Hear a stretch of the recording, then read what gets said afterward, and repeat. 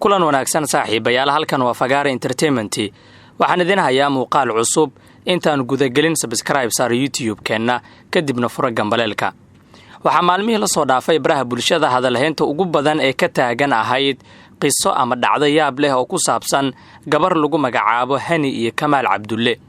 Kamaal ayaa saacadihii la soo dhaafay bartiisa YouTube-ka ka saaray muuqaalada uu la duubay Hani Muumin oo hadda ah xaaskiisa kadib fadeexada uga timid Hani waa hooyo dhashay 8 caruur ah sida xogtu sheegayso balse ay hadda haysato 5 caruur ah oo ay nin kale u soo dhashay iyadoo maalmo ka hor inkirtay caruurteeda inkastoo gadaal ay ka qiratay in ay dhashay arinta ugu yaabka badnayd waxay ahayd markii gabadhan Hani oo lagu ogaa in nin qabo ay la soo baxday nin kale taasi oo argagax gelisay dadka Kamaal Cabdulle oo hadda qaba ayaa sheegay in uusan ogeyn in gabadhan la qabay waxana aysan iyada u sheegin sidoo kale wuxuu yiri maba ogeyn in caruur ay u joogaan dad badan ayaa arimahan ku tilmaamay ama ku eedeeyay Kamaal in uu sixray gabadhan Hani isla markaana uu la wareegay balse Kamaal ayaa sheegay in uu yahay nin Ilaahay ku xiran aaminsan isla markaana aan sixrin gabadhaasi Kamaal Cabdulle wuxuu muuqaal uu soo duubay ku sheegay in uusan habeenadan dhan seexan isla markaana uu raadinayay xog arintan ku saabsan marka aad hadda gasho YouTube-ka Kamaal ma arkaysid muuqaaladii uu la duubay xaaskiisa Hani Muumin Kamaal ayaana degan Turkiga halka Hani ay ku nooshahay wadanka Sweden lamana oga sida ay ku xalsami doonto arintan oo u baahan in loogu laabto diinta Islaamka dhinaca kale markaan xaqiiqda eegno Hani Muumin oo waraysi dhawaan bixisay waxay sheegtay in caruurtaasi iyadu aysan dhalin balse dadka ay ku been abuurayaan nin magaciisa lagu sheegay Cabdisalaan oo ay sheegtay in isaga uu dalka Sweden geeyay ayaa sheegay in gabadhaasi isagu uu qabo isla markaana 8 caruur ah ay u dhashay balse Hani ayaa taasi dafirtay waxayna sheegtay in Cabdisalaan uu ka dhaxeeyay xiriir walaaltinimo isla markaana aysan hal habeen u dhaxin waxay sidoo kale sheegtay in caruurtaasi uu isaga dhalay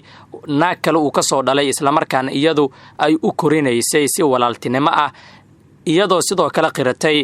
in ku dhawaad 20 sano ay taqaano Cabdisalaan isagana uu geeyay dalka Sweden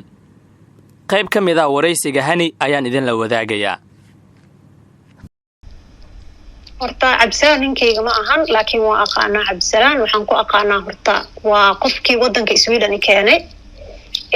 ciyaalkaas asaga uu dhalayna ana u keenay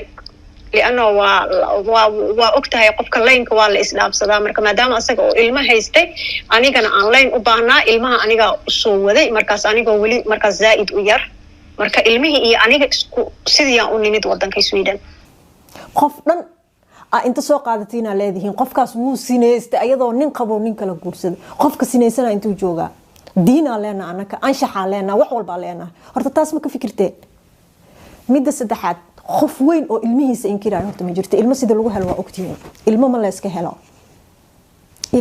iska helo ani ilmaha daan maxuu ahaayeeto hayste iyo hadaan dhala xataa ma inkiraay ilmo ma fahmino marka ilmo inta haysatana Allah u dhooro inta haysanina Allah siiyo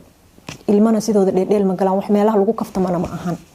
ma fahmino ninka dhahayo rabaa inaan la hadlo asagana Haniyaan qabaa okay ani waa qabtaa waa sheegaysaa waa qabaa hadhooysaa naagi nina iga guursatay naagti nina baka guursatay way baka guursatay waa buujadaahe hatta hadii ay dhacmaba dhicinbo ina qabtid hadii ay dhacdo hatta ma ka daba hartid maxaa maalin walba hadalkan aa wada oo ilaa YouTuber ilaa meel ilaa wax u gaarsiisay waa tahay xaqiiqda dhabta ah markaan eegno iyo waxyaabihii ugu dambeeyay ee dhacdadan ku saabsan Hani waxay sheegtay in maxkamad ku taala dalka Sweden ay ka dacweyn doonto Cabdisalaan halkaasna lagu kala bixi doono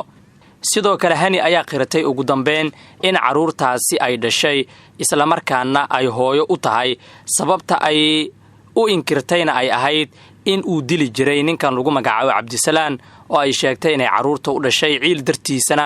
ay markaasi u inkirtay caruurtaasi taasi oo keentay in baraha bulshada sheekadan ay ku faafto isla markaana dadka Hani ay ku eedeeyaan inay noqotay ama ay inkirtay caruurteeda sidoo kale familada ama qoysaska dadkan isku haysta ama dhacdadan ee ku lugta leh ayaa wada hadal u socdaa waxaana ay u badnaan doontaa ama la filayaaba in maxkamad ay isla tagaan oo ay ku kala baxaan